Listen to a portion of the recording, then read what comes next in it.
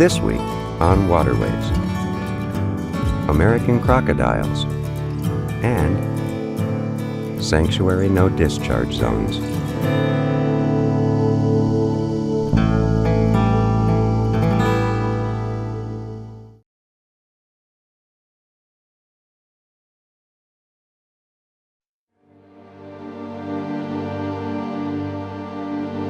Lurking in the creeks and shallows of Florida Bay and Barnes Sound is an animal that's as old as the dinosaurs.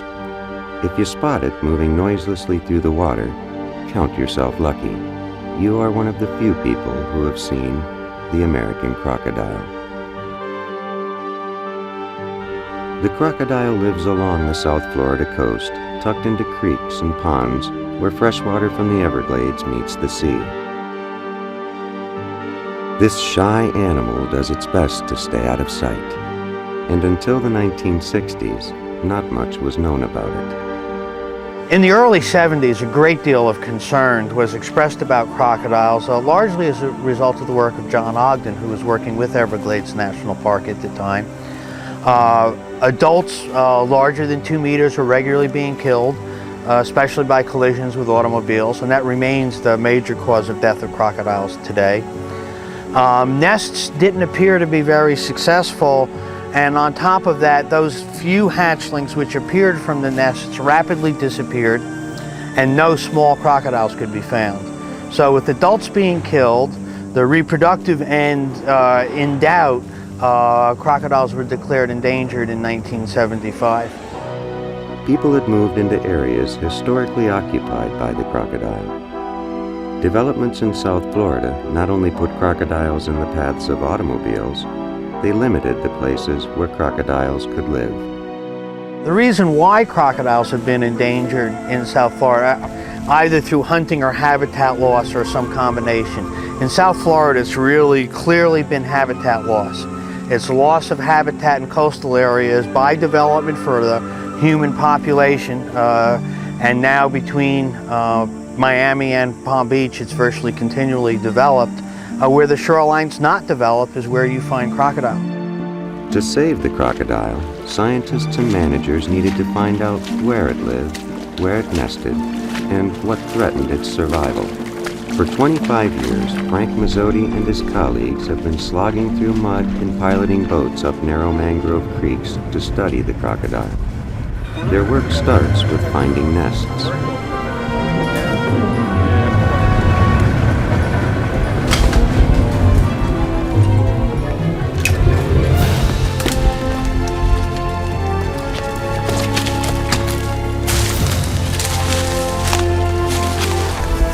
Early to mid-April, the female crocodiles will come out to different shorelines, and they'll dig test holes in the sand along beaches or raised ground. They're testing out the substrate for the best conditions for depositing their eggs for incubation. Here she chose a site that was rather elevated. She piled up more sand, raising where the egg cavity will be, and then she deposited the eggs. Finding a few crocodile nests spread over 30 miles of winding creeks and hidden ponds is hard work.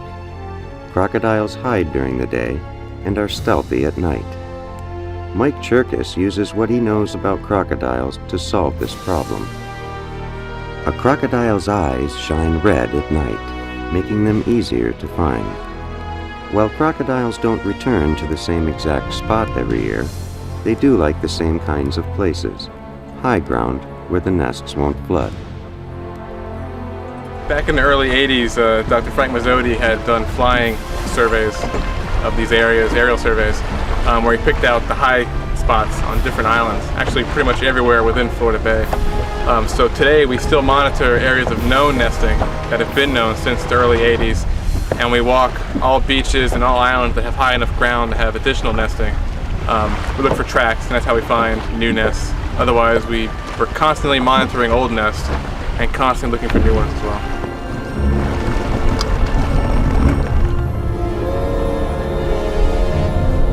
After making a map of each nest they found, Mazzotti's team of researchers leave the animals alone until nests begin to hatch. Eggs are laid at the end of April, beginning of May. Their average size clutch is 40 eggs. Most of the eggs in a clutch are fertile. Back when we were examining all of the eggs, about 90% of the eggs would be fertile, which is a very good number. Eggs take about 90 days to incubate, maybe a couple of days less. More than half the nests produce young. And in those nests, maybe half of the eggs will hatch. Causes of nest failure, predation. Raccoons get some of the nests here. That's been on the increase lately. Another cause of nest failure is flooding and desiccation. So like many other critters in South Florida, the reproductive success is linked to hydrological conditions, and if it's too wet or too dry, crocodile nests fail. Sometime in July, the nests are ready. Responding to chirps from young still half in their eggs, the female will dig up the nest and help them to hatch.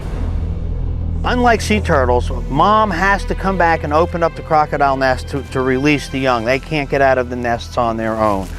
And then the moms open up the eggs, open up the nests, sometimes have to open up the eggs if the young haven't gotten out, and they do that by rolling the egg between the tongue and the roof of the mouth. Oftentimes they'll lay their jaw on top of the nest, and they can call to the babies, and they can feel for vibration of the babies chirping, and she'll know at some point that there's enough chirping, that enough to hatch, that's ready to open the nest up. And she'll take out the babies and carry them to a protected area. Researchers must find baby crocodiles within 48 hours of hatching. After that, the crocodile will move, taking her babies with her. When they find a newly hatched nest, they quickly move in to capture, measure, weigh, and tag the babies.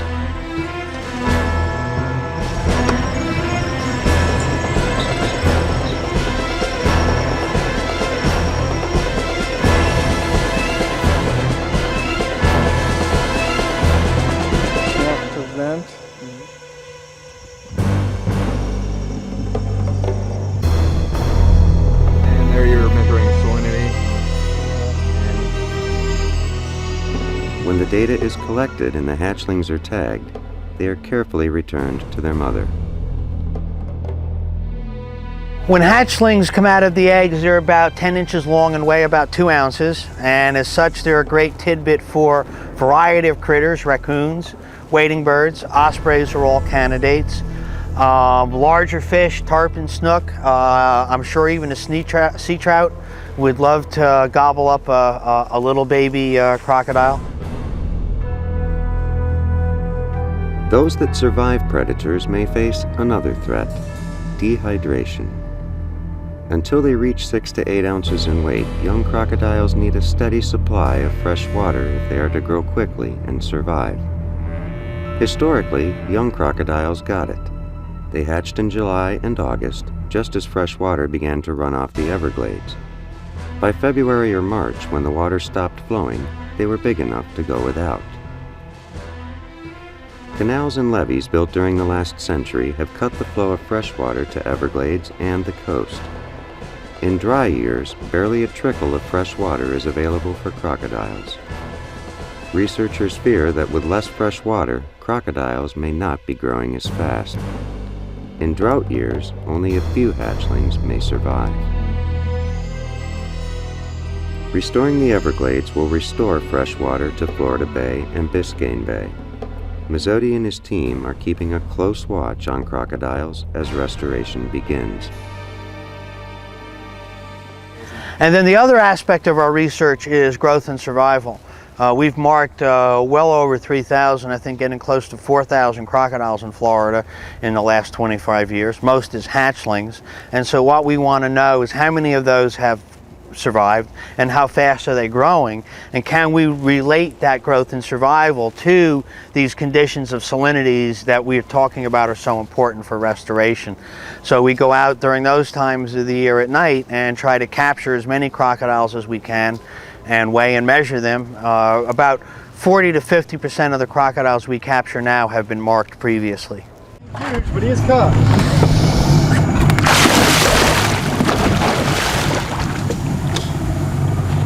Mazzotti believes what is healthy for crocodiles will be healthy for the estuaries, the places like Florida Bay and Biscayne Bay, where freshwater and saltwater mix.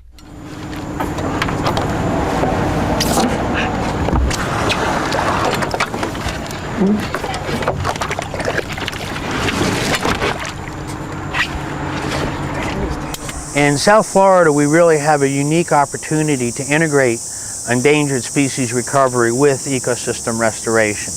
Crocodiles, reptiles in general, depend on healthy, natural deliveries of fresh water to the ecosystem. That means not only the amount of fresh water, but also the timing that that water is delivered and the flow rates at which that water is delivered to the system. The same things that crocodiles need for survival. Late wet season, early dry season flow into the estuary for hatchling crocodiles. Those are the same things that characterize the healthy estuary before the human development of South Florida disrupted it. The results of Mazzotti's work show that crocodiles are doing much better than they were in the 1970s. There are more crocodiles in more places doing more things now than when they were declared endangered in 1975. There were a maximum number of 20 crocodiles nesting then. Now we estimate over 50 crocodiles to be nesting in Florida, and they are nesting in new places as well. Frank credits much of the recovery we see today as a result of decisions to protect habitat in the 1980s. A real key to the recovery of crocodiles in Florida has been the fact that the remaining habitat is protected. Early research that we did in the late 70s indicated three areas that were very important. Northeastern Florida Bay and Everglades National Park, and that was designated as a crocodile sanctuary in 1981 to further protect that habitat and to protect the crocodiles from disturbance by humans. Crocodile Lake National Wildlife Refuge was also established during that same time period, and that encompassed a very important nesting habitat on North Key Largo for crocodiles, as well as juvenile and adult habitat. And then a really third key to this puzzle have been crocodiles nesting at the Turkey Point Power Plant site. And although not protected per se for crocodiles, it is a nuclear power plant, so it is a protected site. And Florida Power and Light has managed the area for crocodiles, so that has become one of the other important components to recovery of crocodiles in Florida. While the future of the American crocodile looks rosy, it will only stay rosy if we do the right things. We will need to continue to protect the places where it lives. We will need to restore fresh water to the coast of the Everglades. Most importantly, we will need to learn to live with these animals. One of the things I think is going to be very important for the successful recovery of crocodiles in Florida is that they become tolerated by humans. Best thing that people can do about crocodiles is to educate themselves about crocodiles, and that they are not only a natural wonder of nature, but they're an endangered species success story. They are not something to be feared, but they're something to be respected. And so really the key to survival and recovery of crocodiles in Florida is going to be people understanding them enough to appreciate the wonder that they are.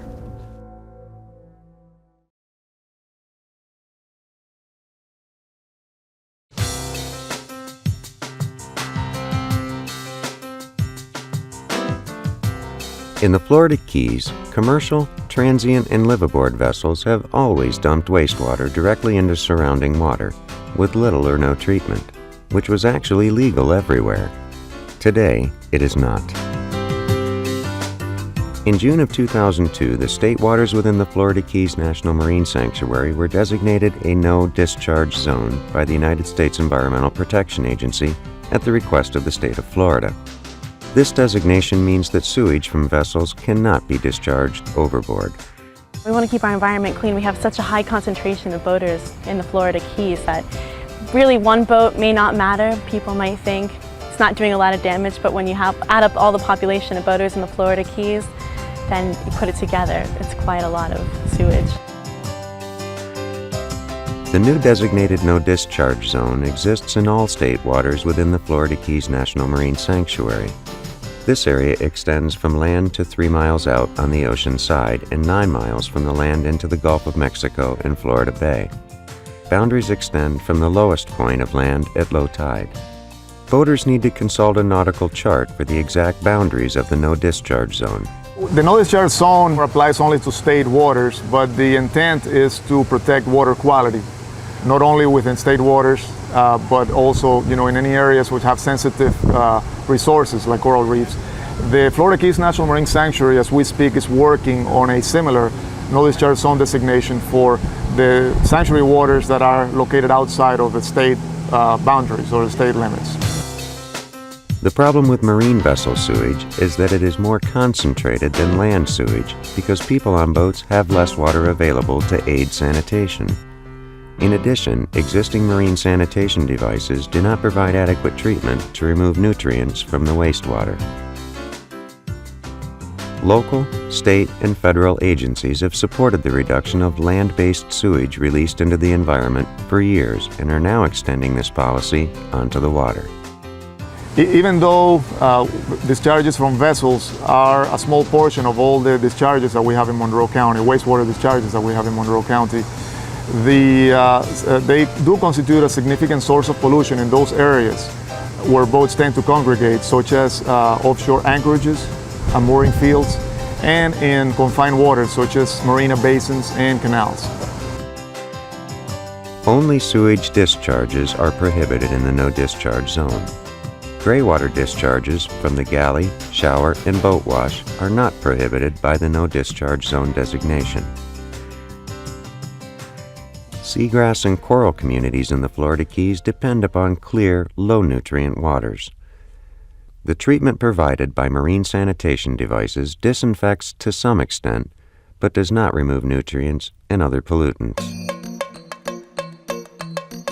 By declaring the state waters of the marine sanctuary a no discharge zone, the nutrient load caused by boat discharges will be greatly reduced. Sewage has contaminants and pollutants, including fecal coliform bacteria and pathogens. It also has organic waste, such as nutrients. Nutrients can promote harmful algal blooms and can deplete oxygen in the water. And they can also contribute to a decline of marine resources such as coral reefs. Nutrients such as nitrogen and phosphorus are essential for the normal healthy functioning of all living cells. However, the increase of nutrients from sewage discharges can upset the delicate balance in the marine ecosystem. Therefore, boats are now required to prevent overboard discharge of treated or untreated wastewater while in state waters of the sanctuary. The best option for boaters to meet the requirements of the no discharge zone is to use a holding tank while underway and pump out the contents at approved facilities. A pump-out facility is a service that removes wastewater from vessel holding tanks. They are located at marinas or on mobile barges. The wastewater collected from the pump-out stations is treated at a wastewater treatment facility in the local or regional system. One of the major emphasis of this plan is to increase the number of pump-out facilities in Monroe County. There are a number of assistance programs, such as the Clean Vessel Act grant that DEP administers, that fund pump-out facilities and are being used right now to fund additional pump-out systems in Monroe County. While part of the effort of getting people to pump out is about changing boater habits, there is also a financial cost associated with pump-out facilities, a cost that the DEP is making every effort to defray.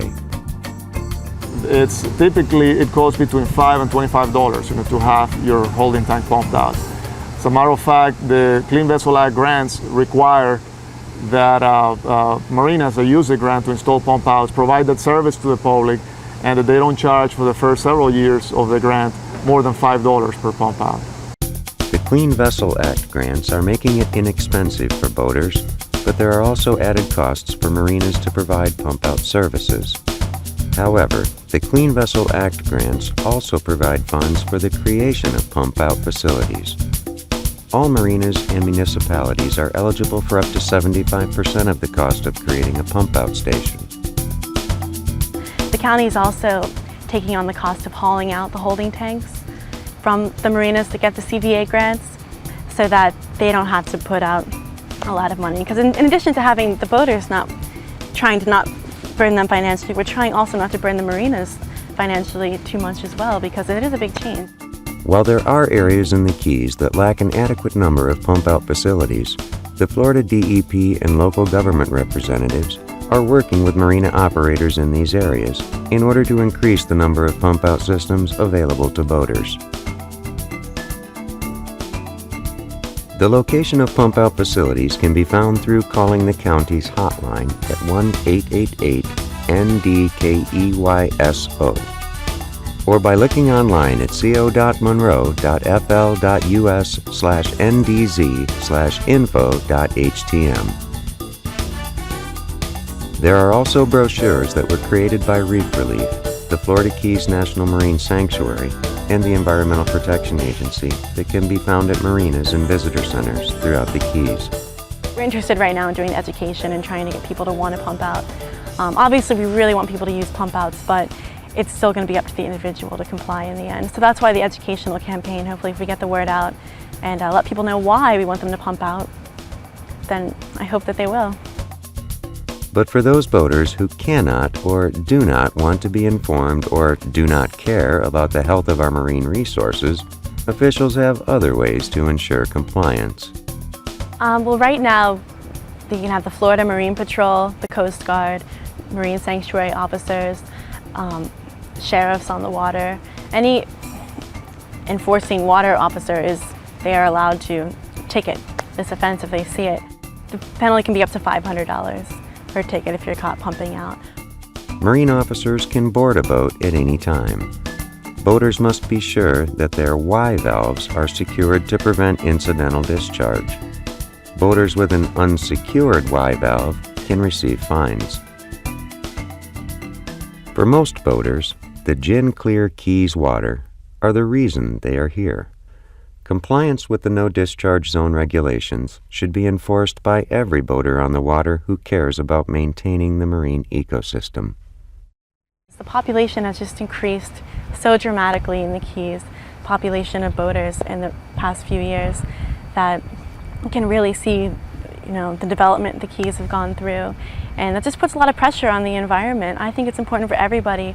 I know the boaters love the environment, they love the water. The people that live in the Keys love it. We all live here for a reason. It's probably like just daily life is beautiful down here. And I think that's something that we should all strive to preserve. The regulations imposed by the No Discharge Zone are regulations that Keys residents have imposed upon themselves. The scientists, government officials, and environmental advocacy groups that have researched and created the No Discharge Zones are your neighbors next door. People who live and work in the Keys and have been here for years. People who, although inconvenienced, understand the importance of pumping out.